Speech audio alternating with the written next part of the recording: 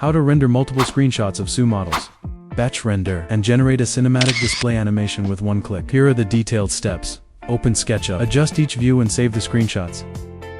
Then open this AI tool. Find the AI rendering. Click Start. Select the building model scene category. Upload the saved SU screenshots. Select the matching building type, and click Next. Choose the recommended balanced mode, then select the design style. Take realistic sunny as an example. Scroll down to enter a prompt if needed. You can also skip it. Finally click Render. It quickly turns your model screenshots into a refined and realistic daytime rendering. When downloading, turn on Extreme Detail Lossless Zooming, Enhance, Detail Boost, and Restore Material Texture. For remaining screenshots, repeat the above process and batch render the images. Once all renderings are done, switch to AI Image to Video. Select the video generation model. Adjust settings. It has built-in multiple camera templates. You can also customize the lens. The workflow is simple and easy to learn. Designers, go try it now.